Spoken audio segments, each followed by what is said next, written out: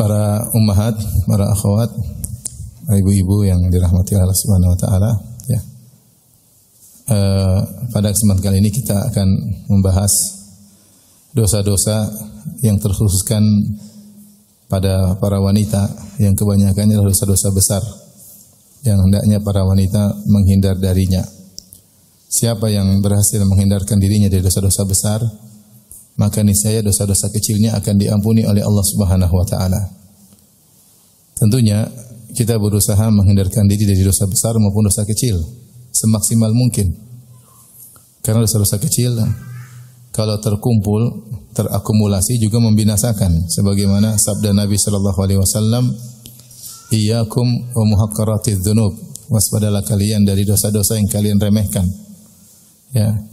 Fa innahunna idza ijtama'na 'inda ar-rajul yuhliknahu. Kalau sudah terkumpul pada seseorang terakumulasi, maka akan membinasakan. Tapi bagaimanapun dosa-dosa kecil namanya juga dosa kecil. Tidak ada bandingan dengan dosa-dosa besar. Siapa yang bisa berhasil menghindarkan diri dosa-dosa besar, maka niscaya dosa-dosa kecilnya akan diampuni meskipun dia tidak bertobat dari dosa-dosa kecil tersebut. Karena kalau kita harus bertobat dari dosa-dosa kecil, kita sering lalai. Terlalu banyak dosa-dosa kecil yang kita lakukan dan kadang kita lalai untuk beristighfar darinya. Tapi kalau kita bertahan menjauhkan diri dosa-dosa besar, niscaya dosa-dosa kecil tersebut akan terampuni. Allah berfirman, "In tajtanibu kaba'ira ma tunhauna anhu nukaffir ankum sayyi'atikum wa nudkhilukum mudkhalan karima." Jika kalian menghindarkan diri dari dosa-dosa besar yang kalian dilarang darinya, nukaffir ankum sayyi'atikum, maka niscaya kami akan menggugurkan dosa-dosa kalian, itu dosa-dosa kecil. Kemudian wa nudkhilukum mudkhalan karima, kami akan masukkan kalian dalam surga yang mulia. Ya, ini di sini keutamaan meninggalkan dosa besar, dosa-dosa kecil terampuni dan dijamin surga. Sebagaimana Allah juga sebutkan tadi dalam surat An-Nisa, demikian juga dalam surat An-Najm Allah berfirman, "Walladzina yajtanibuna kaba'iral itsmi wal fawahisha illa al-lamam inna rabbaka wasi'ul maghfirah." Dan orang-orang yang meninggalkan dosa-dosa besar dan perbuatan kecil, perbuatan keji, dan orang-orang yang meninggalkan dosa-dosa besar dan perbuatan keji illa lamam, kecuali dosa-dosa kecil yang tidak bisa dihindari. Ada dosa-dosa kecil yang tidak bisa kita hindari. Allah mengatakan, "Inna rabbaka wasi'ul maghfirah." Sungguhnya Rabb kalian atau Rabbmu ampunannya sangat luas. Yaitu siapa yang meninggalkan dosa-dosa besar, maka dosa-dosa kecilnya akan diampuni oleh Allah Subhanahu wa taala. Namun siapa yang terjerumus dalam dosa besar, maka dia terancam dengan neraka jahanam. Setiap orang terjerumus dalam dosa besar, maka dia terancam dengan neraka jahanam. Dan kita tahu Allah menyuruh kita untuk takut kepada neraka. Fattaqun nar allati waquduhan nas wal hijarah. Takutlah kalian kepada neraka, jagalah diri kalian dari neraka jahanam. Allati waquduhan nas wal hijarah, yang di mana bahan bakarnya adalah manusia dan batu. Manusia dan batu. Maksudnya apa? Manusia kalau dimasukkan dalam neraka, dia dibakar oleh api neraka dan dia juga terbakar. Dia juga terbakar membakar yang lainnya. Seperti kayu, kalau kita masukkan dalam api, maka dia terbakar dan dia juga mengeluarkan api. Sehingga bahan bakar neraka adalah manusia dan batu. Kalau di dunia ada namanya batu bara, itu bahan bakar, maka di neraka ada batu yang lain yang lebih dahsyat panasnya.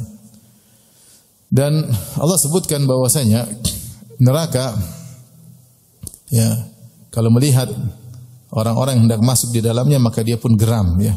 Kata Allah, "Idza ra'athum min makanin ba'idin sami'u laha taghayyudhan wa zafira," dalam surat Al-Furqan. Idza ra'athum min makanin ba'idin.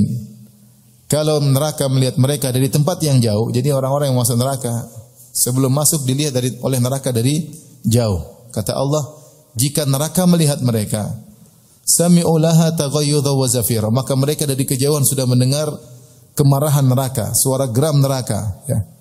Itu neraka ingin segera melahap mereka.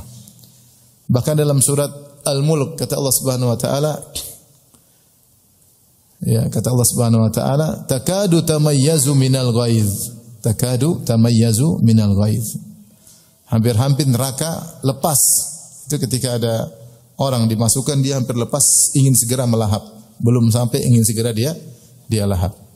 Ya, takadu tamayyazu, hampir-hampir dia lepas minal ghaidh karena saking marahnya, saking murkanya. Oleh karenanya neraka menanti para penghuninya. Sebagaimana kalau kita bilang surga merindukan penghuninya, maka neraka juga menanti orang-orang yang akan masuk di dalamnya.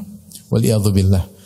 Oleh karenanya pada kesempatan kali ini, Ibu yang dirahmati Allah Subhanahu wa taala, kita akan bahas beberapa dosa yang merupakan dosa-dosa khusus wanita dalam rangka untuk kita jauhi, ya. Karena sebagian orang terjerumus dalam dosa-dosa tersebut karena tidak tahu, tidak tahu. Ya, maka kita perlu mengenali dosa-dosa tersebut untuk kita hindari. Sebagaimana perkataan seorang penyair, araftu syarra la li syarri walakin litawaqqihi. Aku mengenal keburukan bukan untuk melakukan keburukan akan tapi untuk menghindarinya. Faman lam ya'lifi syarra minal khair yaqa fihi. Siapa yang tidak mengenal keburukan, hanya mengenal kebaikan-kebaikan saja, maka bisa jadi terjerumus dalam keburukan tersebut.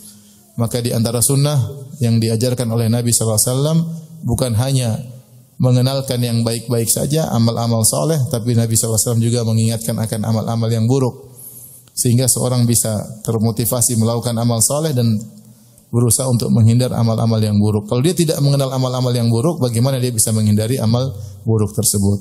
Seorang penyair juga berkata, kaifa yattaqi man la yadri ma yattaqi. Bagaimana seorang bisa menghindar dari sesuatu yang dia tidak tahu apa sesuatu tersebut. Ya, maka untuk menghindari sesuatu dia harus mengenali sesuatu itu apa supaya bisa dia hindari. Nah, kalau kita ingin menghindari dosa-dosa besar, kita harus tahu dosa-dosa besar itu apa saja untuk kita hindari. Semoga ibu-ibu siap untuk mendengarkan tentang dosa-dosa besar tersebut. Siap ibu-ibu? Ya. Dicatat, dihayati, ya. Dan berdoa kepada Allah semoga bisa menghindarkan diri dari dosa-dosa tersebut. Saya akan bacakan sebagian dosa-dosa tersebut. Tentu ini dosa yang sering disebutkan oleh para ustadz dan saya juga tidak bosan-bosan untuk mengingatkan. Dan semoga ibu-ibu juga tidak bosan untuk mendengar, ya. Karena ibu-ibu diingatkan selalu tentang dosa ini, yaitu dosa yang pertama adalah tidak berterima kasih kepada suami. Ketika Rasulullah SAW sedang sholat Id, maka Rasulullah SAW pun sengaja berkhutbah maju ke depan kepada para wanita di majelis ibu-ibu bersama Bilal. Kemudian Rasulullah SAW bersabda, ya ma'syaran nisa tasaddaqna. Wahai para wanita sekalian, bersedekahlah. Fa inna kunna aktsar hatabi jahannam. Karena sungguhnya kalian banyak penghuni neraka jahannam. Maka ada seorang wanita bertanya, ya Rasulullah, 5, kenapa bisa demikian? Banyak wanita penghuni neraka jahanam. Kata Rasulullah SAW, li'anna kunna takfurnal ashir. Karena kalian suka kufur kepada suami. Kufur di sini maksudnya ingkar terhadap kebaikan suami. Takfurnal ashir, tidak tahu berterima kasih. Wa tukthirnal la'nah, dan kalian suka mengumpat. Kemudian wa syaka, kalian suka berkeluh kesah. Dalam sebagian riwayat, wa tusawwifnal khair, dan kalian suka menunda-nunda kebaikan. Dalam satu hadis ini Rasulullah mengingatkan bahwasanya banyak wanita penghuni neraka jahanam. Dan sebabnya diantaranya karena salah berinteraksi dengan suami, ya. Salah berinteraksi dengan suami.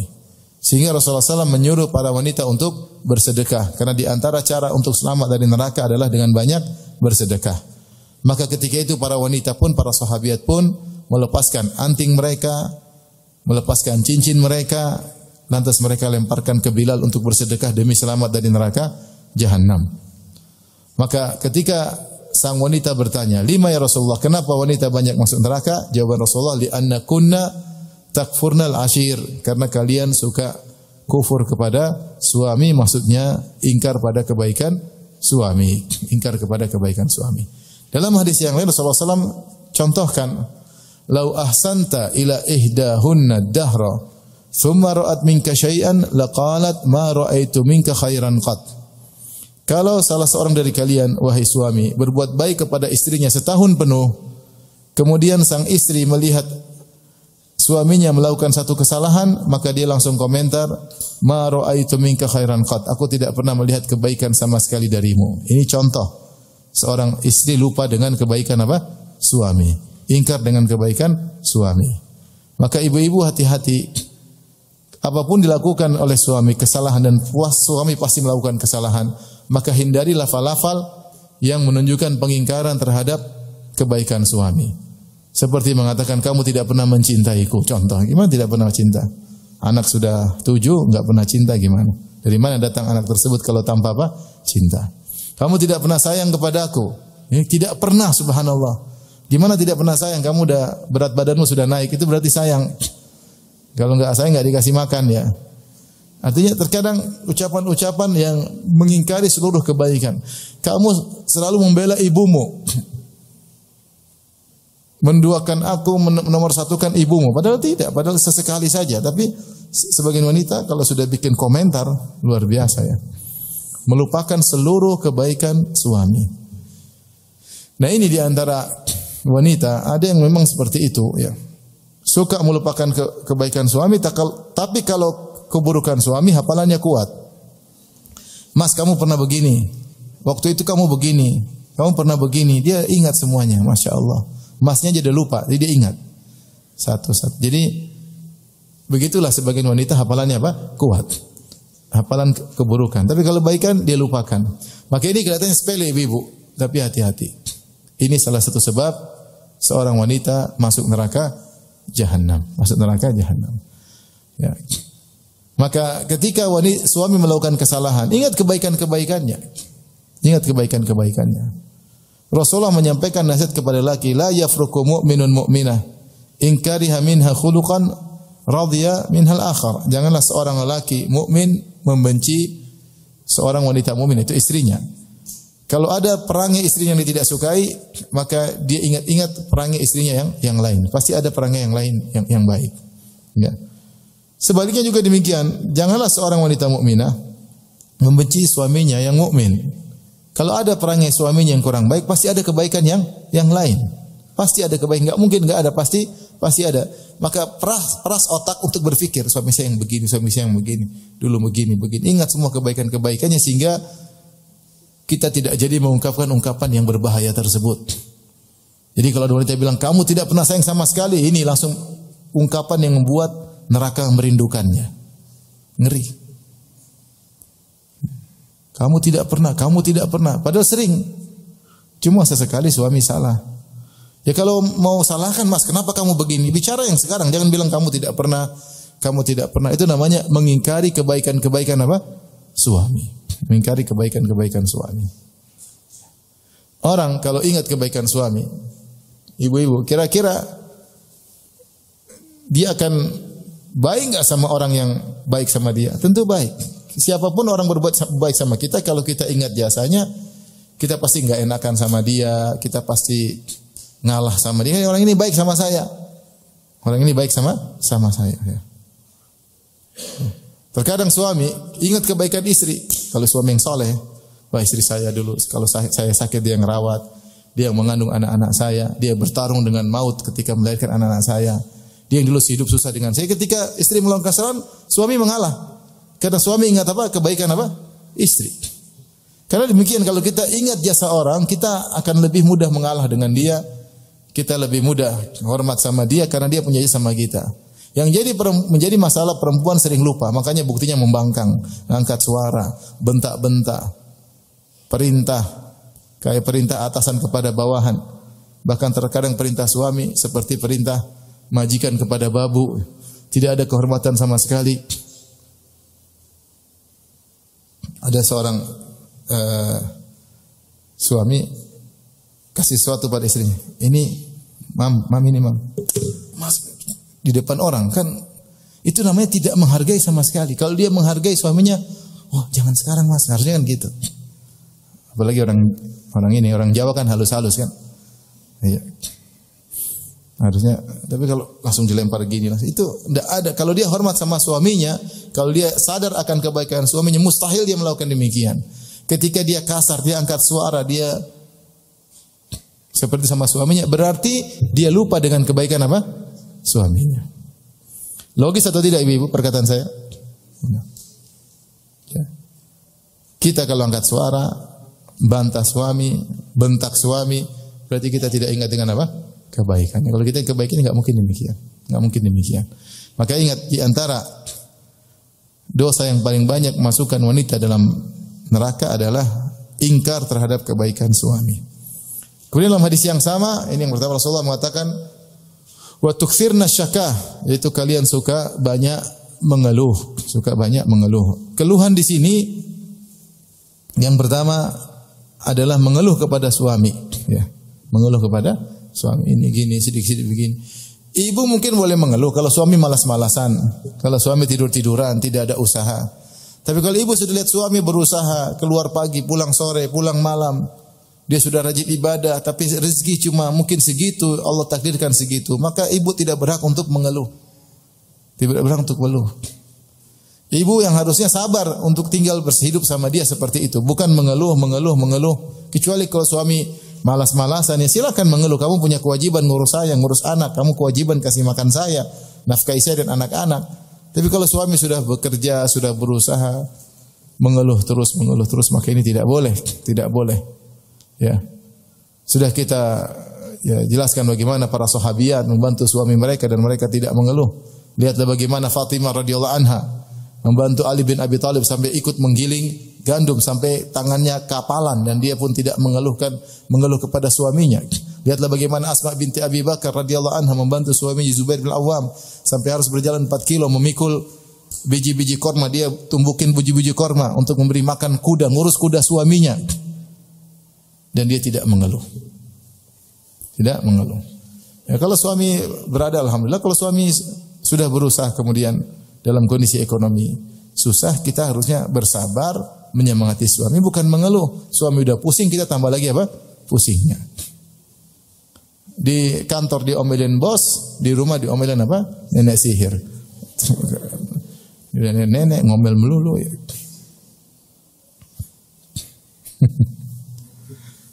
Sampai katanya ada orang Jawa cerita sampai ada suaminya jengkel sama istrinya, dia bilang apa mas? Babon, ada babon di rumah. Apa? Babon tadinya ayam betina. Ayam betina. Babon. Saking jengkel sama istrinya, istri dinamakan apa? Babon. Ya. Maka ibu-ibu jangan suka mengeluh, sabar. Bagaimana kisah Ibrahim alaihissalam ketika menjenguk siapa? Putranya Ismail. Ketika Ismail menikah dengan seorang wanita, kemudian Ibrahim nengok anaknya, kemudian Ismail alaihissalam lagi tidak di rumah, maka ketemu dengan mantunya. Maka dia bertanya, bagaimana kehidupanmu? Maka istri Ismail alaihissalam mengeluh. Nahnu fi syarr, kami dalam kondisi buruk. Nahnu fi dhiq, kami dalam kondisi sempit. Mengeluh tentang kondisi ekonominya. Maka Ibrahim berkata, kalau suamimu datang, sampaikan salam dariku dan suruh dia ganti pijakan pintu. Akhirnya Ismail datang, Ismail berkata, tadi ada siapa? Ada seorang gini-gini. Dia kirim salam buatmu dan dia sampaikan bahwasanya engkau hendaknya mengganti pijakan pintu. Kata dia, engkau adalah pijakan pintunya, maka ilhaqi bi ahli, pulanglah ke rumah orang tuamu. Wanita yang seperti ini yang suka mengeluh, ini menzalimi suaminya. Suaminya sudah setengah mati. Saya berbicara suami yang berusaha. Ya. Kalau tidak berusaha, silakan ibu ngomel, itu hak ibu. Karena berhak minta apa? Minta nafkah. Tapi kalau dia berusaha, dia ada penghasilan, ya, secukupnya, ya kita harusnya sabar. Akhirnya Ismail menikah lagi dengan wanita yang lain, wanita yang sabar. Ya, maka kemudian Ibrahim datang, jenguk lagi Ismail, ternyata Ismail tidak ada, maka dia bertanya kepada mantunya yang lain. Dia bertanya, bagaimana kehidupan kalian? Maka istri yang baru ini memuji. Nahnu fi sa'ah, kami dalam kondisi lapang, kami dalam kondisi nyaman. Dia memuji Allah Subhanahu wa taala. Maka Ibrahim berkata, kalau suamimu datang, yaitu Ismail, sampaikan tsabbit atabata babik, suruh dia mempertahankan pijakan pintunya. Atabah itu suatu pijakan di bawah, ya. Di bawah pintu, ditaruh di bawah pintu supaya untuk pijakan dan tidak kemasukan hewan-hewan. Maka ketika Ismail datang, Ismail tanya, tadi ada siapa? Maka dikatakan tadi ada seorang begini-begini. Ternyata itu Ibrahim ayahnya. Apa wasiat? Katanya engkau disuruh untuk mempertahankan pijakan pintu. Baik, kita perhatikan wanita pertama, wanita kedua hidup dalam suasana ekonomi yang sama. Wanita pertama suaminya siapa tadi? Ismail. Ekonominya sama. Wanita kedua hidup dengan suami yang sama, Ismail. Tetapi bagaimana dua sikap wanita memiliki sikap yang berbeda. Wanita pertama mengeluh. Padahal ekonominya begitu-begitu juga. Akhirnya dicerai oleh siapa? Ismail. Wanita kedua ekonominya tidak berubah. Bukan berarti Ismail tambah kaya, enggak. Tapi cara pandang dia lain. Dia sabar.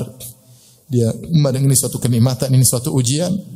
Maka yang pertama disuruh cerai, yang kedua suruh dipertahankan.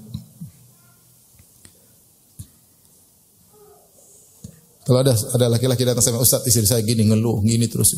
Gimana Ustaz? Saya ganti galang pintu? Enggak itu. Itu kalau Ismail, kau bukan Ismail, paham? Maksud saya wanita kalau suka ngeluh itu mengesalkan, paham? Menjengkelkan, bikin suami cepat mati, cepat tua. Ini ya. Ngomel melulu, ya. Ngomel melulu. Ngeluh melulu, tidak pernah ridho, tidak pernah qanaah. Suami begini menderita, ya. Kolesterolnya cepat naik, gulanya cepat naik, jantungnya lebih cepat berdetak, akhirnya cepat bertemu dengan Rabbul Alamin.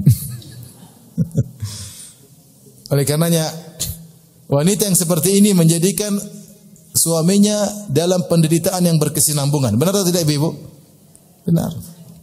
Coba ibu kalau di rumah ngomel melulu sehari 3 kali.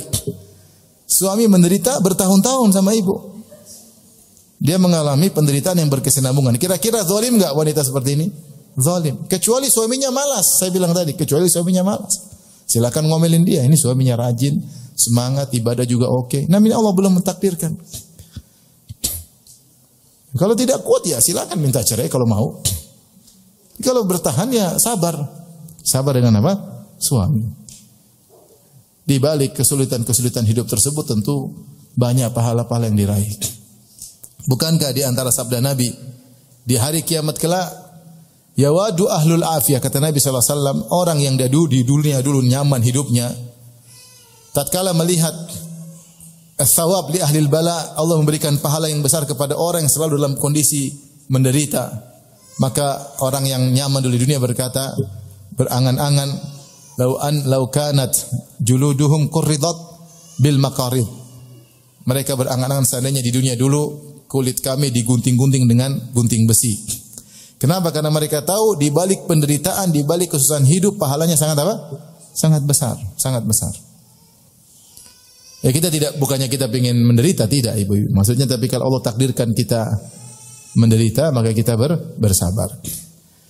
Dan ingat, ukuran nafkah, kata para ulama, apa ukuran nafkah seorang suami kepada istri? Bukan sesuai dengan keinginan istri, enggak, tapi sesuai dengan kondisi suami. Allah berfirman, liyunfiq dzu sa'atin min sa'ati, wa man qudira alaihi rizquhu falyunfiq mimma atahu Allah, dalam surat At-Talaq.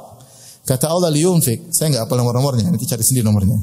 Liyunfiq dzu sa'atin min sa'ati, sungguhnya orang yang diberi kelapangan harta hendaknya dia berinfak dengan kelapangannya. Jadi kalau ada suami kaya raya pelit ya boleh protes. Karena Allah menyuruh orang yang hartanya lapang hendaknya berinfak dengan kelapangan hartanya. Tetapi waman qudira alaihi rizquhu, siapa yang ternyata rezekinya sempit, falyunfiq mimma atahu Allah, maka dia berinfak sesuai dengan kelapangannya. Ya. Suami dulu mungkin ketika harta lapang tiap hari mungkin makan ayam kambing. Terus ketika miskin ya sudah tempe tahu. Kecap manis asin. Ya kita harus bersabar.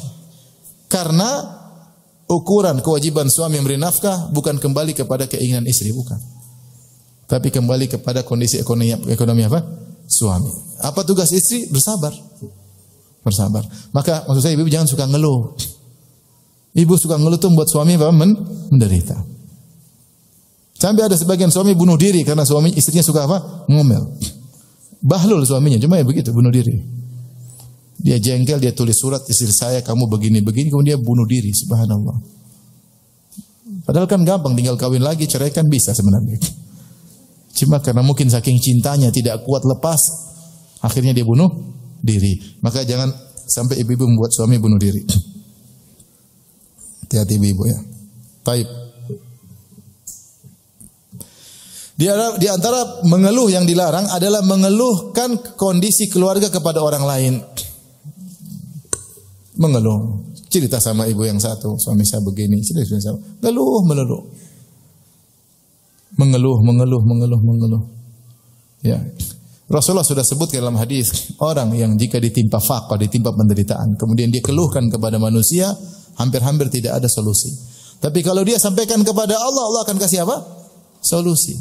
Ibu belajar kalau ada masalah bangun malam angkat tangan nangis, insya Allah ada solusi. Belajar seperti itu. Jangan sedikit ada masalah ngomong sama tetangga.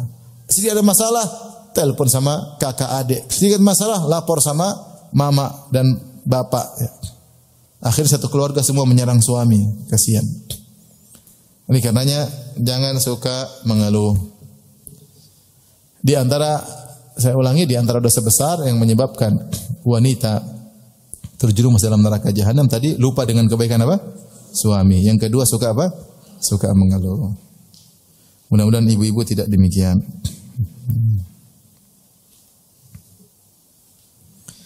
Baik. Di antara sifat wanita yang juga mendatangkan kemurkaan Allah Subhanahu wa taala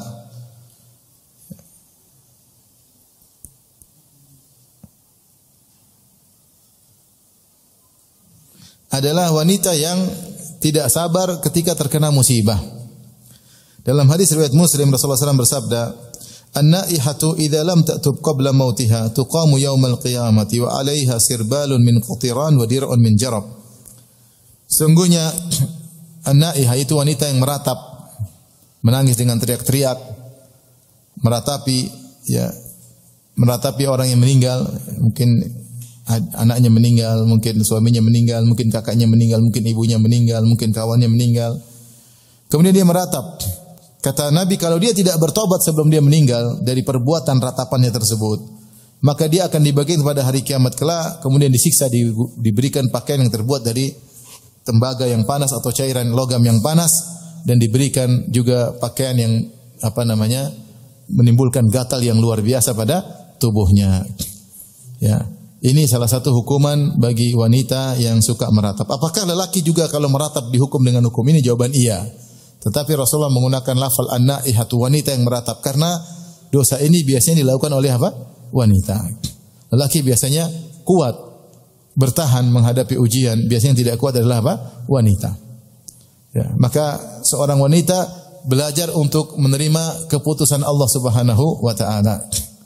Lihatlah bagaimana contoh Ummu Sulaim radhiyallahu anha ketika putranya meninggal, Abu Umair, maka justru suaminya yang kurang sabar, dia malah lebih sabar.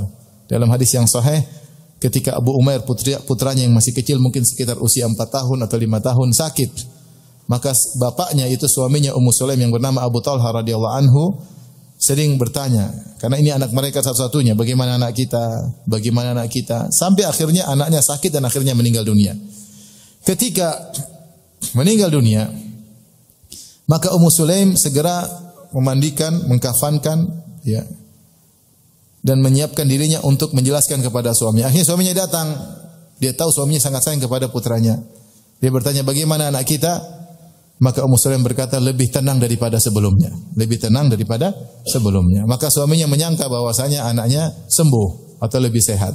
Ternyata lebih tenang, maksudnya sudah meninggal dunia. Maka Ummu Sulaim segera masakkan makanan yang enak sehingga suaminya segera makan dengan lahap, kemudian dia segera berhias dengan pakaian yang indah sampai suaminya berhasrat, akhirnya dia gauli istrinya tersebut. Abu Talha menggauli istrinya. Setelah itu baru dia kabarkan, setelah suaminya hilang syahwat perutnya dan hilang juga sudah tersalurkan syahwat kemaluannya, maka dia bilang bahwasanya putra kita sudah meninggal dunia. Tapi apa dia sampaikan? Dia bilang, perhatikan, wahai suamiku, bagaimana menurutmu jika ada orang menitipkan suatu barang, kemudian yang dititipkan menggunakan barang tersebut, kemudian akhirnya orang yang menitipkan barang tadi suatu hari meminta kembali barangnya, apakah yang dititipkan berhak menolak? Tentunya tidak berhak. Itu barang sudah diuntungkan dia dititipkan dan bisa dia gunakan. Ketika mau diambil kembali hendaknya tidak boleh menolak. Maka kemudian Ummu Salamah berkata, demikianlah putra kita juga titipan Allah Subhanahu wa taala. Yang memiliki putra kita lebih tahu yang terbaik bagi putra kita. Ini wanita, saya baca hadis ini menakjubkan Ummu Sulaim. Karena yang lebih tidak sabar adalah suaminya. Sehingga perlu disabarkan oleh apa? Istrinya. Banyakan wanita sebaliknya tidak sabar, justru suaminya yang menyabarkannya. Maka ibu-ibu perlu beriman dengan takdir, dengan iman yang benar. Sehingga kalau terkena musibah, sabar. Maka kalau terkena musibah, jangan lupa langsung mengatakan apa? Qadarullah wa ma syaa fa'al. Qadarullah, ini semua takdir Allah. Kalau kena musibah, jangan lupa segera mengucapkan inna lillahi wa inna ilaihi raji'un. Kalau terkena musibah, jangan lupa langsung mengucapkan alhamdulillah ala kulli hal. Ya. Sebagian wanita tidak terkena musibah, maka dia meronta-ronta. Sudah meronta-ronta, kemudian boneka anaknya dia taruh di depan kamarnya, tiap hari dia lihat. Apa enggak nangis terus-menerus? Ya. Justru dia membuat dirinya mengingat kesedihan melulu. Maka jika wanita tidak sabar dengan musibah, kemudian dia robek-robek bajunya, dia meronta-ronta, teriak-teriak, wanita ini kalau tidak bertobat maka akan dimasukkan dalam neraka jahanam. Maka belajar untuk menerima takdir Allah. Setiap kita terkena musibah, latihan. Kita bilang inna lillahi wa inna ilaihi raji'un. Ada piring pecah, bilang apa? Inna lillahi wa inna ilaihi raji'un. Kita milik Allah, apalagi cuma piring. Ya. Ada anak jatuh, berdarah, inna lillahi wa inna ilaihi raji'un. Ya. Langsung ingat kepada Allah Subhanahu wa taala. Sehingga nanti ketika ada musibah lebih besar, kita mudah sabar dan tidak meronta-ronta. Karena di antara dosa besar adalah meronta-ronta ketika ada yang meninggal dengan meratapi, maka itu dosa besar. Taib. Di antara dosa yang dilakukan oleh para wanita, dan ini juga terkait dengan interaksi dengan suami, saya rasa juga ibu-ibu sudah sangat tahu, saya hanya sekedar mengingatkan, yaitu menolak ajakan suami. Idza batatil mar'atu hajiratan firasha zawjiha. Kata Nabi sallallahu alaihi wasallam, jika seorang wanita tidur dalam kondisi menjauhi tempat tidur suaminya, la'anat hal malaikatu hatta tusbih, maka malaikat akan melaknatnya sampai pagi hari. Dia tidak mau tidur dengan suaminya, dia tidur di kamar yang lain misalnya. Ya. Saya tahu ada satu keluarga seperti itu. Suaminya punya kamar sendiri, istrinya punya kamar sendiri. Ini apa suami seperti ini, rumah tangga seperti ini? Ya namanya suami istri harusnya tidur bersama. Ini suaminya punya kamar sendiri, istrinya punya kamar sendiri. Lebih parah daripada itu, bertahun-tahun suaminya punya rumah sendiri, istrinya punya rumah sendiri. Ini apa seperti ini? Ini namanya rumah tangga main-main. Ya. Rumah tangga itu suami istri tidur dalam kamar yang sama. Satunya istrinya tidak mau tidur sama suaminya, tidur sama kucingnya. Waliyadzubillah. Suaminya berangan-angan jadi kucingnya. Karena istrinya tidur sama kucing melulu. Sementara suaminya suruh meluk bantal. Oleh karenanya, perbuatan seperti ini menyebabkan wanita dilaknat oleh malaikat. Dan tahukah ibu-ibu apa makna laknat? Laknat itu at-tardu an rahmatillah. Yaitu berdoa agar terjauhkan dari rahmat Allah. Bagaimana seorang wanita dilaknat, dijauhkan oleh dari rahmat Allah sampai pagi hari? Sama halnya seperti kalau diajak untuk bergaul, kata Nabi sallallahu alaihi wasallam, idza da'a ar-rajulu imra'atahu ila firashihi fabata ghadban la'anatal malaikatu hatta tusbih. Jika seorang suami mengajak istrinya untuk berhubungan, kemudian istrinya tidak mau tanpa ada alasan syar'i, maka malaikat melaknatnya sampai pagi hari. Dalam riwayat yang lain, illal ladzi kana fis sama' sakhitan 'alaiha. Kecuali yang di langit itu Allah Subhanahu wa taala murka kepada wanita tersebut. Ibu sering dilaknat enggak? Ya ibu yang lebih tahu, saya enggak tahu. Kalau sering menolak ajakan suami, maka ibu sering dilaknat. Maka saya khawatir wanita yang sering menolak ajakan suami, akhirnya dia jauh dari rahmat Allah, suka maksiat, sukanya duniawi terus pikirannya. Nonton film-film yang enggak benar, lihat dunia pikirannya pikir akhirat. Kenapa? Karena dia terlaknat. Terlaknat apa? Terjauhkan rahmat Allah, membuat hatinya semakin jauh dari akhirat, hatinya duniawi terus. Sebabnya karena dia tidak mau memenuhi ajakan apa? Suami. Ibu-ibu kasihan sama suami. Suami itu sudah banyak ujiannya di luar sana. Ya. Tiap hari lihat perempuan cantik-cantik di luar sana ya. Sampai di rumah lihat nenek lampir. Di luar sana dia sudah ya, tergoda, maka ibu-ibu harusnya memahami hal tersebut ya. Kalau zaman dahulu Nabi menyebutkan jika seorang melihat wanita maka datangilah kepada istrinya. Maka apa hasrat yang dia inginkan bisa dia lampiaskan ya. Apalagi zaman sekarang. Ya. Maka meskipun suami sudah berusaha menundukkan pandangan, ya namanya syahwat datang kapan saja. Syahwat datang kapan saja. Maka kalau seorang suami mengajak istrinya berhubungan, kapan saja itu hak suami. Ya. Allah mengatakan nisa'ukum harsul lakum fa'tu harthakum anna syi'tum. Istri-istri kalian sawaladang bagi kalian, datangilah istri-istri kalian kapan saja dan bagaimanapun caranya, terserah suami. Hati-hati ibu-ibu kalau ternyata suami sudah tidak berhasrat sama ibu-ibu. Nah ini biasanya ada apa-apa di balik ini. Entah dia bermaksiat, entah dia punya selingkuhan, entah dan yang lainnya. Saya pernah didatangi oleh seorang wanita dengan keluarganya, datang.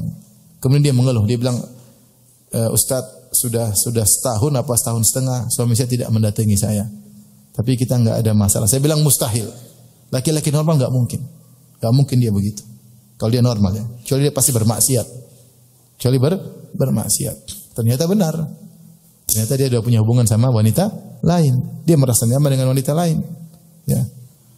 Maka di antara yang membuat lelaki akhirnya berpikiran macam-macam dan mulai datang setan untuk membuat dia bermaksiat di luar ketika dia tidak mendapatkan hasratnya tersalurkan di rumahnya.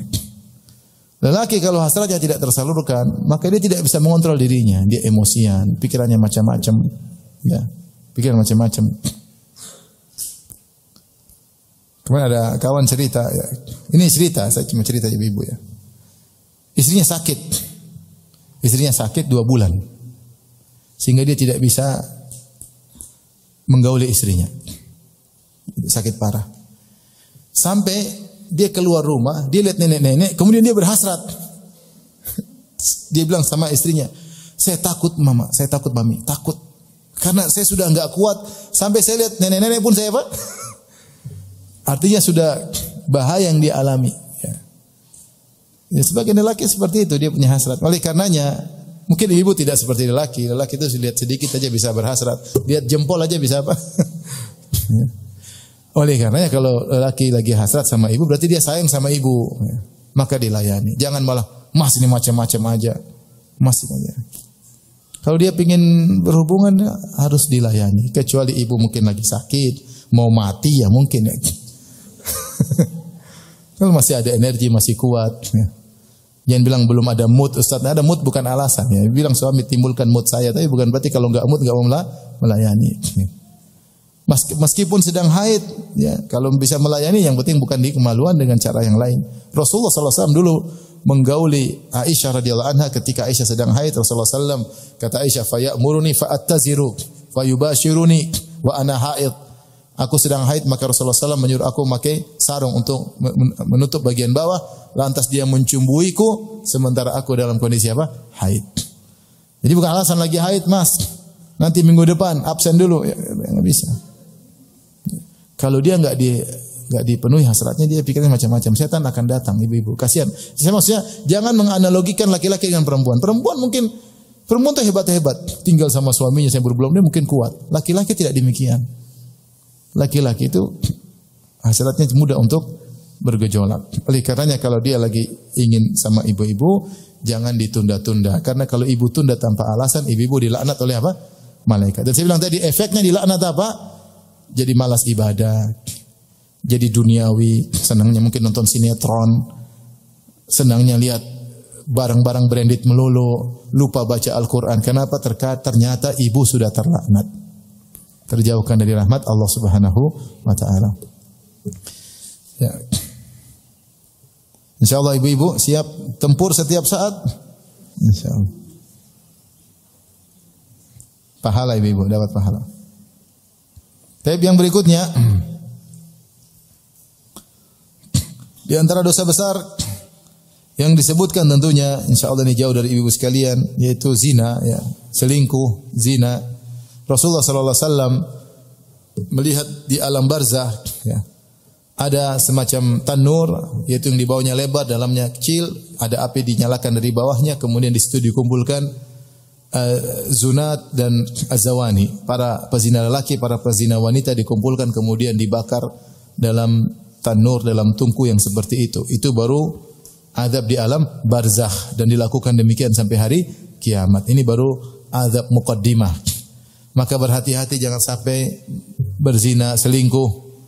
Sekarang ini namanya syahwat, bukan hanya menyerang laki-laki, juga wanita juga bisa saja digoda dengan syahwat. Dan banyak lelaki buaya di luar sana, ya, yang dia ingin menggoda istri orang, dan bahkan mungkin dia bangga bisa menggoda istri orang, atau mungkin dia hanya tertarik dengan istri orang. Maka jangan ada yang merasa aman. Meskipun ibu-ibu bercadar, hati-hati. Dan terkadang mereka tidak bisa masuk dari offline, mereka bisa masuk lewat apa? Online. Hati-hati, dikirim japri, di DM. Maka sebisa mungkin ibu-ibu jauh dari medsos itu lebih baik. Sebisa mungkin tidak punya akun itu lebih apa? Lebih baik, ya. Hidup lebih bahagia insyaallah, hidup lebih tenteram. Demi Allah, orang yang tidak sering mengikuti berita, artinya mengikuti seperlunya aja, dia akan lebih tenteram, dia akan lebih bahagia. Karena kebahagiaan letaknya di hati. Kalau di hati ini penuh dengan berita macam-macam, berita ini, berita anu, berita ini, berita anu, belum lagi syahwat maksiat, maka kebahagiaan semakin hilang dari hatinya. Maka hati-hati, ya. Karena perzinahan terjadi, saya tidak berbicara kepada orang awam, bahkan kasus-kasus kita dengar dari bahkan wanita yang sudah bercadar, syaitan bisa menembus, ya. Kalau bukan dengan cara langsung, dengan cara online, ya. Waliyadzubillah, maka hati-hati ibu-ibu, jangan pernah membuka celah untuk berinteraksi dengan lelaki siapapun, ya. Kalau harus berinteraksi dengan laki-laki, maka di samping suami, ya. Sebagian wanita masya Allah melakukan misalnya jual beli, ya, kalau memang ada tawar menawar, sebaiknya hati-hati, karena ada aja orang yang menggoda. Ada yang menggoda, maka kalau dikhawatirkan berbahaya, maka hendaknya chattingan pun di samping apa? Suami, ya. Dan kalau wanita sudah dizinai, dicampakkan. Demikian yang sering terjadi, ya. Taib. Yang berikutnya,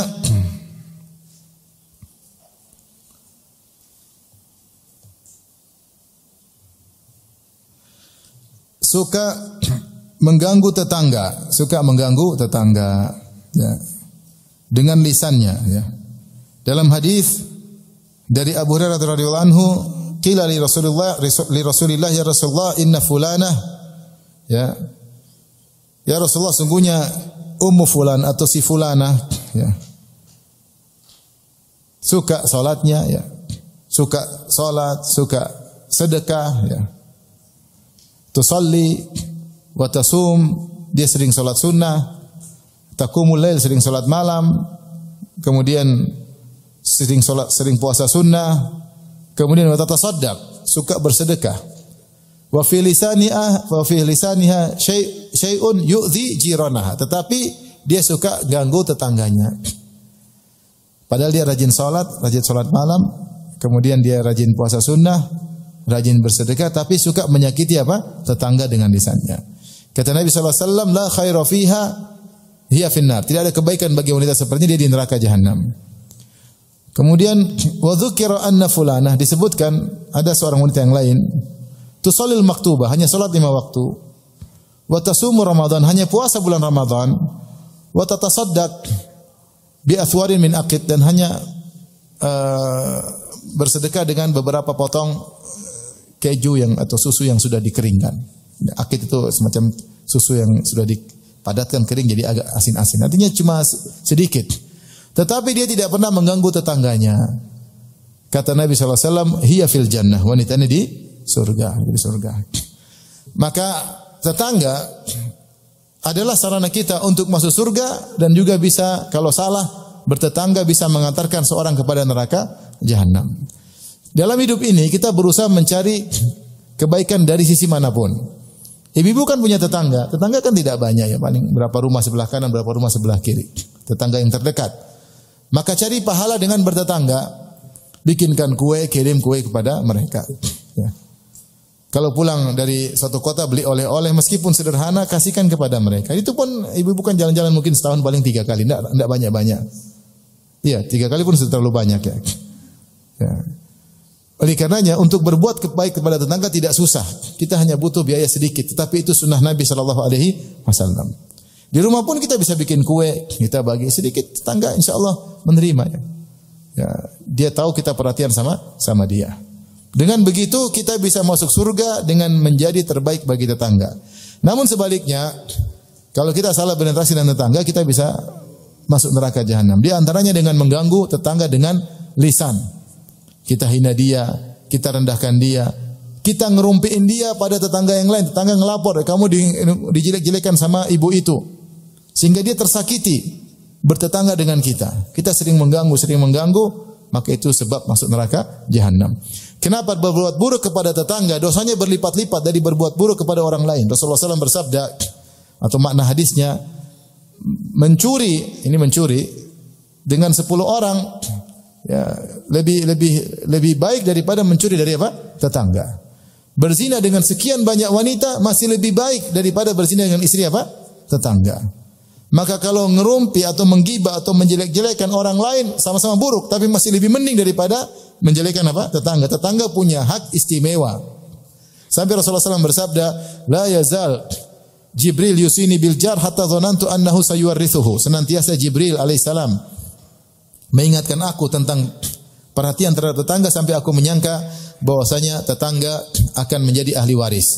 Maka ibu-ibu kalau punya tetangga mulai jalin apa? Kebaikan. Datangi, kasih kue. Tidak usah banyak omong nanti repot. Bikin kue kasih, ini cuma sedikit, ini mohon diterima ya. Assalamualaikum sudah. Ketemu salam. Kalau lebaran jangan lupa hampiri. Ya, jangan lupa untuk mengucapkan selamat lebaran. Kalau ada hadiah pulang dari luar kota belikan. Kita paling berapa sih? 10 orang sekitar. Mungkin terlalu jauh kita enggak mampu. Beli 10 hadiah. Beli gudeg Jogja 10 bungkus, bagi-bagi. Beli strudel Malang ya, bagi-bagi. Strudel apa stradel enggak tahu. Ya. Beli pancake durian bagi sedikit-sedikit, enggak usah banyak-banyak. Beli bakpia Jogja 10 bungkus kasih. Mungkin setahun 2 kali itu pun sudah memberi pengaruh kepada tetangga sehingga hubungan menjadi apa? Menjadi baik. Saya punya kawan, dia baru pindah rumah. Tetangganya sangat enggak tahu lihat dia dengan pandangan buruk. Muka masam kalau ketemu dia bingung, ini saya salah apa? Padahal dia merasa tidak bersalah. Maka dia belikan oleh-oleh yang banyak, dia kasih tetangga tersebut, setelah itu sikapnya jadi apa? Berubah. Manusia itu suka dikasih oleh-oleh, meskipun dia kaya raya. Apalagi kalau miskin ya. Kalau kaya raya dikasih hadiah pun dia senang, karena semua gratisan itu menarik. Oleh karenanya ibu, jangan sampai punya masalah sama tetangga. Sekarang ibu cek, adakah saya menyakiti tetangga? Karena saya ulangi, menyakiti tetangga itu dosanya jauh lebih besar daripada menyakiti orang lain. Sampai Nabi tadi mengatakan berzina dengan banyak wanita masih lebih ringan dari berzina dengan satu wanita istri tetangga. Mencuri dari banyak orang dosa besar, sangat besar, tapi masih lebih ringan daripada mencuri barang dari rumah tetangga. Sama, ngerumpi, menjatuhkan harga martabat orang lain buruk, dosa, tapi lebih parah kalau mengganggu apa? Tetangga.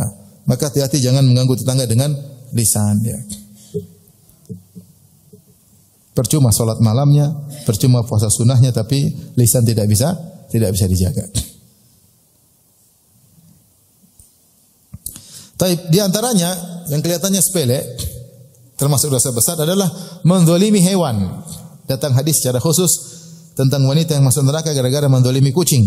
Kata Rasulullah SAW, dakhalat imra'atun nar fi hiratin habasatha hatta matat. Ya. Ada seorang wanita masuk neraka gara-gara mengekang kucing sampai mati, tidak dikasih makan. La hiya at'amatha wa la hiya tarakatha ta'kulu min khashasil ard. Harusnya dikasih makan, dia tidak kasih makan dan dia pun tidak melepaskan kucing tersebut cari makan sendiri. Ini sebagian wanita suka punya kucing, suka punya hewan, tapi tidak diperhatikan. Kalau kita tidak bisa perhatikan hewan, jangan pelihara hewan, biarkan dia bahagia di luar sana. Ketemu dengan teman-temannya, ini kita ambil hewan, kita taruh ya.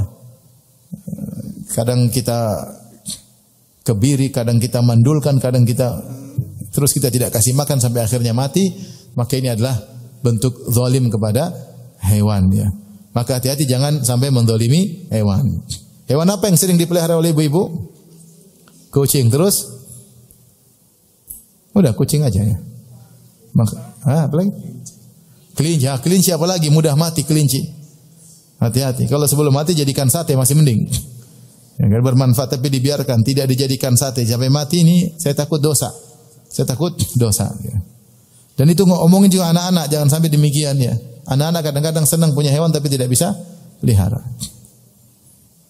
Anak saya kemarin nangkap bunglon. Saya aja pegang bunglon jijik, dia tangkap bunglon. Nabi bunglon dimasukkan di toples.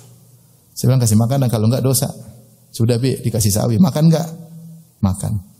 Besok saya ketemu lagi, hati-hati, kasih makan enggak? Dosa loh. Mending lepasin, kasihan. Enggak, saya kasih makan bi. Saya ingatin namanya, anak-anak lupa.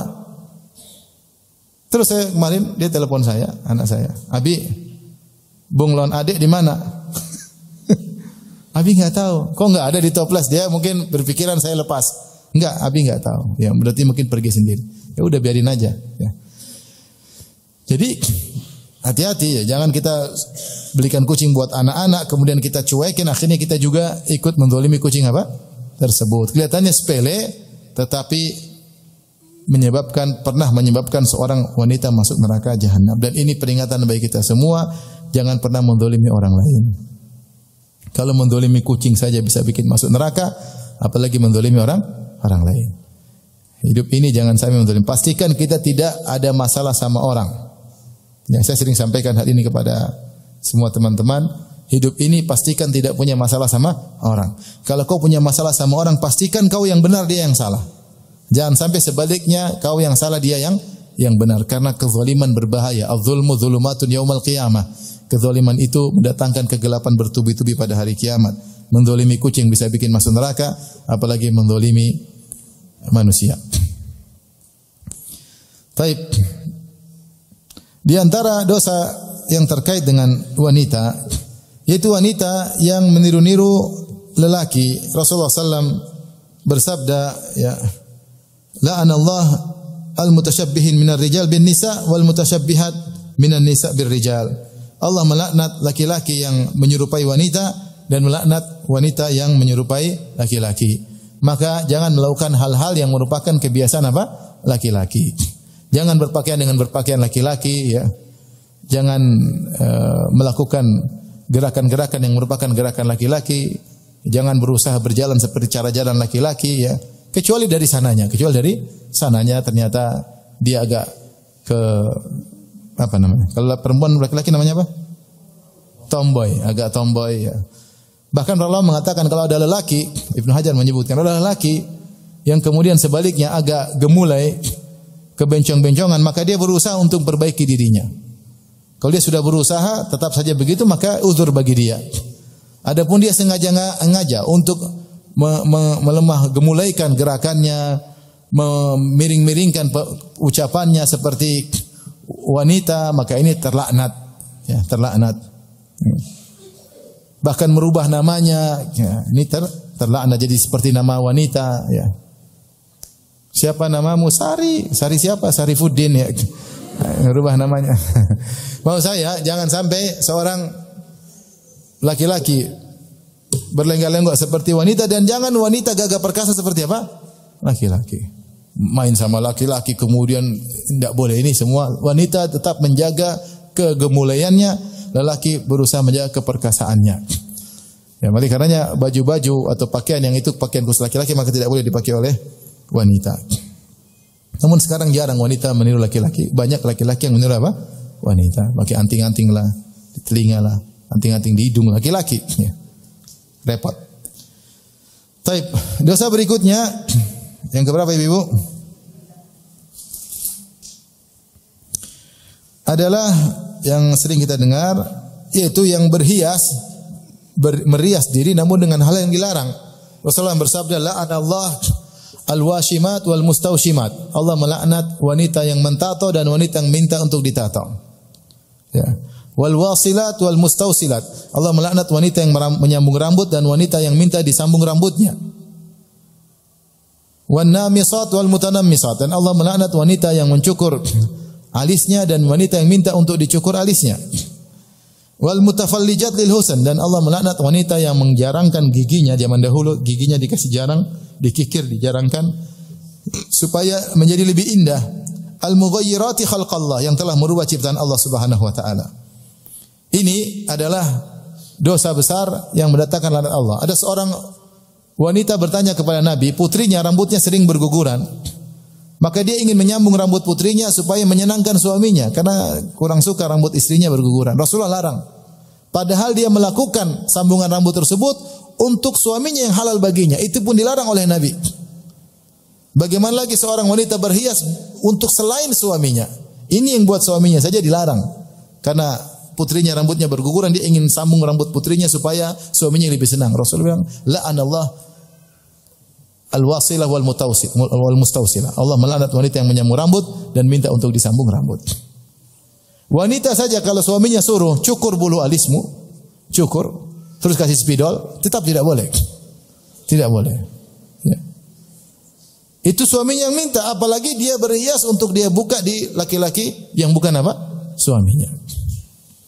Untuk suaminya tidak boleh. Maka wanita yang suka dengan kecantikan, keindahan, tidak boleh dia ingin menyenangkan suaminya dengan hal-hal yang diharamkan oleh Allah Subhanahu wa taala.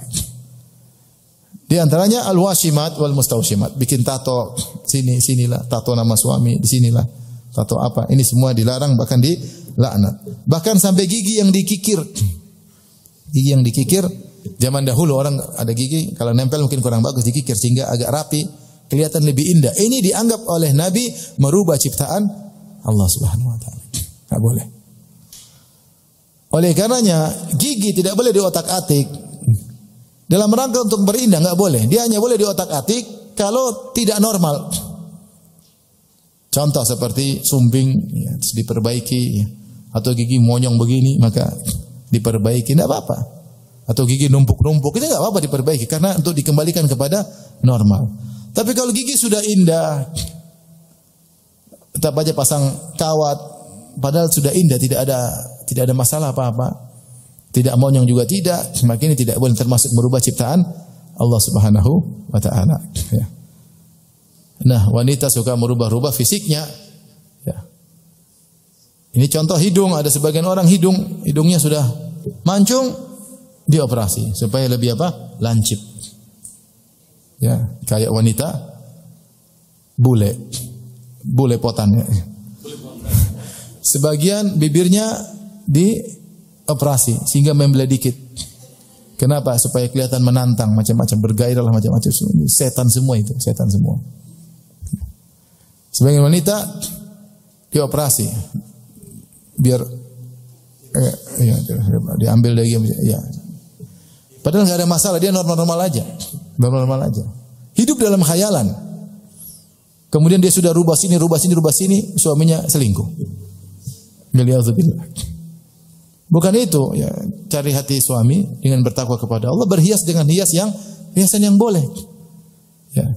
Oke, hati-hati jangan terbawa karena pingin merasa cantik akhirnya melakukan kepalsuan. Sampai akhirnya rubah wajah di Korea lah, sering sekarang di mana di Korea sekarang. Rubah hidung, rubah ini, rubah dagu, rubah ini, rubah anu. Ya. Pingin mukanya seperti muka Korea. Ini semua adalah hukumnya haram. Hukumnya haram. Sama kemudian buah dada juga dirubah-rubah. Kasih balon di dalamnya sampai tidak normal ya. Berlebihan. Kemudian dia untuk tampilkan kepada orang yang tidak halal, tampilkan ke depan umum buat laki-laki lain supaya kelihatan di kantor, ini lebih maksiat lagi. Buat suami saja tidak boleh. Kalau melanggar, kecuali kalau saya katakan tadi, kecuali kalau dia memang kelainan. Ternyata buah dada terlalu kecil, tidak normal sebagaimana yang lain, boleh. Atau terlalu besar maka dikecil karena tidak normal, boleh. Kalau selama tidak normal atau sakit diperbaiki itu boleh. Tapi kalau sudah biasa-biasa normal, diperindah menurut pandangan dia atau keinginan suaminya, tidak boleh. Suaminya biasa lihat yang aneh-aneh, Kemudian pingin istrinya buat dadanya besar, gara-gara dia terlalu lihat yang haram-haram, tidak boleh ikut keinginan suami, nggak boleh. Ini normal suamiku, apa yang tidak normal? Kenapa terlalu ingin ikut khayalan apa? Suaminya. Maka ini hukumnya haram, merubah ciptaan Allah Subhanahu wa taala. Ya. Fala yughayyirunna khalqallah. Fala amurannahum, kata iblis berjanji, aku akan memerintahkan hamba-hamba Allah, yaitu hamba-hambamu keturunan Adam. Fala yughayyirunna khalqallah, maka mereka benar-benar akan merubah ciptaan Allah. Itu semua iblis, setan. Ibu kurang ini, kurang ini, kurang ini. Bayangkan seorang wanita, dia operasi hidungnya. Kemudian sudah mancung, dibuat agak lancip. Terus tiap tahun maintenance ke Korea, coba. Tahun lagi Korea lagi. Udah mulai dower lagi, bikin lagi. Maintenance lagi. Belum kalau timbul bengkak-bengkak macam. Ini semua godaan syaitan. Ibu-ibu, benar saya tidak pungkiri bahwasanya kecantikan perlu, tapi tidak boleh seorang melakukan kecantikan lebih dari yang dibolehkan oleh syariat. Siapa yang melakukannya maka dia terancam dengan neraka jahanam. Yang berikutnya di antara dosa yang terkait dengan wanita adalah wanita keluar rumah pakai parfum supaya dicium oleh laki-laki lain. Pakai parfum boleh jika untuk suaminya. Seorang wanita kalau pakai parfum untuk suaminya, mandi parfum pun boleh, enggak ada masalah. Atau dia pakai parfum untuk sesama wanita, di acara wanita, kumpul-kumpul wanita, enggak ada masalah. Tapi dia pakai parfum supaya dicium oleh lelaki, maka ini dosa besar. Kata Nabi sallallahu alaihi wasallam, "Ayu mamra'atin istatarat thumma kharajat, famarat ala qaumin yajidu minha rihaha fahiya zaniyah." Wanita mana saja pakai parfum, kemudian dia keluar dari rumahnya, melewati sekelompok laki-laki agar mereka mencium aroma tubuhnya, maka dia wanita pezina. Saya kalau lagi jalan sama keluarga, tahu-tahu hampir rata-rata perempuan lewat parfumnya. Dia udah jalan lewat, parfumnya masih apa? Ketinggalan. Hampir rata-rata perempuan seperti itu. Apalagi kalau tidak berjilbab, pasti pakai parfumnya banyak. Kalau kita masuk lift, tahu-tahu ada perempuan masuk, liftnya langsung apa? Semerbak. Dan itu bisa menggugah hasrat. Menggugah apa? Hasrat. Oleh karena kalau sedang umrah dilarang pakai parfum karena bisa menggugah apa? Hasrat. Maka wanita yang seperti ini hati-hati, ingatkan anak-anak jangan pakai parfum. Biasakan mereka sejak kecil kalau pakai parfum udah nikah. Sekarang kalau masih belum punya suami, pakai parfum kalau ketemu teman-teman perempuan saja, atau pakai parfum yang ringan yang tidak keluar, hanya menghilangkan bau ketiak, bau ketek aja. Lebih dari itu tidak boleh, karena Rasulullah mengatakan fahiya zaniyah, maka ini wanita pezina. Dan ketika Rasulullah mengecapnya dengan wanita pezina, maka ini dosa besar. Tapi di antaranya yang keberapa? 11. 9. 11. Taib. Wanita yang minta cerai tanpa ada alasan. Wanita yang minta cerai tanpa ada alasan. Rasulullah SAW bersabda, "Ayu imra'atin sa'alat zawjaha at-talaq min ghairi ma ba'sin fa haramun 'alaiha raihatul jannah." Wanita mana saja yang minta cerai dari suaminya tanpa ada alasan syar'i, maka haram baginya wangi surga. Ini ancaman berat. Jadi surga dari kejauhan sudah bisa dicium aromanya. Dari kejauhan sudah cium aromanya. Belum sampai mungkin entah berapa ratus kilo sudah kecium aromanya. Ini jangankan masuk surga, cium aroma aja enggak. Ini hukuman berat. Kenapa? Karena dia minta cerai tanpa alasan syar'i. Minta cerai tanpa alasan syar'i sih dosanya, apalagi dengan alasan tidak syar'i. Gara-gara terfitnah dengan lelaki orang, gara-gara nonton film Korea, gara-gara tidak tundukkan pandangan, lebih parah lagi.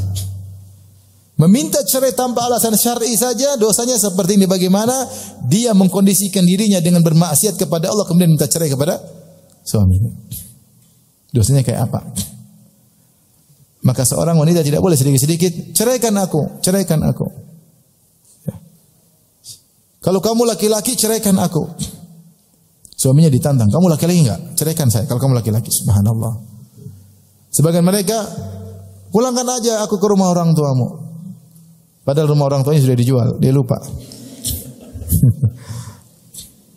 Ini sedikit-sedikit minta cerai, sedikit-sedikit pingin masuk neraka. Jadi kalau wanita sedikit-sedikit minta cerai, berarti sedikit-sedikit pingin masuk apa? Neraka. jahannam. Ya. Cerai sebagaimana sering disampaikan adalah perkara yang sangat dicintai oleh syaitan. Makanya Rasulullah mengatakan, inna iblis wada'a arsyahu 'alal ma'. Sesungguhnya iblis meletakkan singgasananya di atas air. Tsumma ba'atha sarayahu, kemudian dia kirim pasukan-pasukan setan-setan untuk menggoda. Fa'adhamuhum fitnah adnahum manzilah minhum manzilah. Siapa yang anak buahnya yang paling besar fitnahnya, maka paling dekat kedudukannya dengan iblis. Kemudian setelah anak buahnya menggoda, mereka lapor. Satu bilang, iblis saya sudah begini-begini. Kata iblis, belum. Satu lagi lapor, iblis saya sudah bikin manusia begini, anak Adam begini. Kata iblis, belum. Sampai ada satu setan bilang, ya iblis, la azalu bihi hatta farraqtu bainahu wa baina zaujati. Saya terus menggodanya sampai saya pisahkan dia dengan istrinya. Kata iblis, ni'ma anta, ente setan top, ente setan paling top. Makanya ketika Allah menyebutkan tentang sihir, Allah menyebutkan yufarriquna bihi bainal mar'i wa zawji. Di antara kerjaan tukang sihir adalah memisahkan antara suami dan apa? Istrinya. Betapa banyak sihir begitu. Bikin suami kalau lihat istri jadi jelek mukanya. Bikin suami kalau lihat istri jadi istri seperti muka laki-laki, bahkan seperti monyet kadang-kadang. Bikin istri kalau lihat suami selalu bawaannya marah, itu sihir.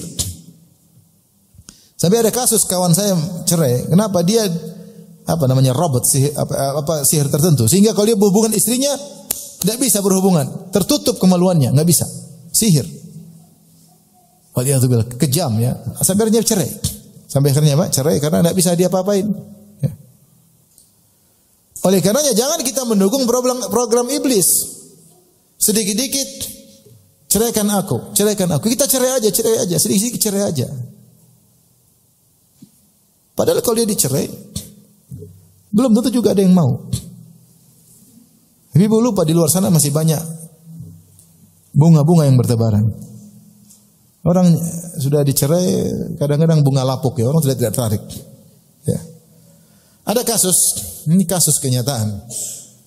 Seorang wanita solehah, dia kerja jadi guru, suaminya soleh. Tapi dia kerja ke kantor, ketemu guru yang lain, mulai terjadi pembicaraan, kemudian lanjutkan dengan email-emailan, japri-japrian, sudah merasa semakin dalam. Akhirnya dia minta cerai dari suaminya. Setelah itu suaminya cek, ternyata banyak pembicaraan, ngomong-ngomongan dengan suaminya, laki-laki sana dengan janji macam-macam. Ini merusak rumah tangga. Akhirnya suami ceraikan dia.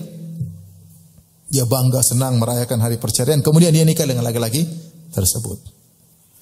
Laki-laki dia nikah lagi sama wanita lain. Hidup beberapa bulan, cerai dengan laki-laki yang baru tersebut. Dicampakkan. Banyak wanita gitu minta cerai, kenapa? Jatuh hati sama laki-laki lain. Oleh saya bilang, wanita minta cerai tanpa alasan syar'i saja dosa besar, apalagi ternyata gara-gara yang tidak syar'i. Gara-gara tontonan, gara-gara hubungan yang tidak benar dengan laki lain, gara-gara menjalin cinta lama dengan kekasih yang lama, gara-gara waliyadzubillah. Maka jangan sampai wanita sedikit-sedikit ceraikan aku. Karena dia telah mendukung program iblis. Tapi ibu-ibu, saya rasa ini sudah cukup banyak ya. Coba ibu-ibu ulang dari awal. Nomor 1 apa? Tidak berterima kasih pada suami, melupakan kebaikan apa? Suami. Di antara bukti melupakan kebaikan suami apa tadi saya bilang? Apa buktinya lupa dengan kebaikan suami? Tidak menghargai suami. Suka ngomel sama suami. Membentak suami. Itu tanda melupakan kebaikan apa? Suami. Yang kedua, suka mengeluh. Pokoknya ibu hindari ini semua. Paksa diri hindari ini semua, latihan. Yang ketiga dosanya apa lagi? Tidak apa? Ya, suka meratap kalau ada yang meninggal dunia. Naiha. Yang keempat, ini yang paling parah ini. Menolak apa? Ajakan suami. Hati-hati ibu-ibu, kelihatannya sepele tapi dosa apa? Besar. Jangan sampai terlaknat sehingga ibu-ibu pikirannya duniawi terus, malas beribadah. Rupanya di antaranya gara-gara menolak ajakan apa? Suami. Yang kelima, berzina. Jelas insyaallah dijauhkan dari zina semua. Alhamdulillah. Yang keenam, Suka mengganggu apa? Tetangga dengan lisannya. Hati-hati ibu-ibu, jangan hubungan, segera perbaiki hubungan, jalin hubungan baik dengan apa? Tetangga. Di situ ladang pahala masuk surga. Yang ketujuh, menzalimi hewan, di antaranya kucing. Zalimi kucing aja dosa, apalagi zalimi suami ibu-ibu. Suami dikekang sampai kena jantungnya, stroke. Yang ke-8, menyerupai laki-laki. Yang ke-9, berhias dengan cara-cara yang dilarang. Yang ke-10, pakai parfum di luar rumah supaya dicium sama laki-laki yang lain. 11, minta cerai tanpa ada alasan syar'i. Demikian saja apa yang bisa sampaikan. Kurang lebihnya yang mohon maaf. Semoga ibu-ibu semua bisa menjadi ibu-ibu yang salehah ya. Saya nasihatkan ibu-ibu punya program ibadah setiap hari. Ibu-ibu jangan terbawa dengan berita-berita dunia. Berita dunia enggak ada habisnya. Ibu punya program tiap hari baca Quran. Jangan lupa salat malam, salat duha. Insyaallah ibu bahagia. Lebih bahagia dari orang-orang yang ibu lihat seakan-akan bahagia, ternyata hanyalah fata morgana dan hanya drama yang mereka lakukan setiap hari. Semoga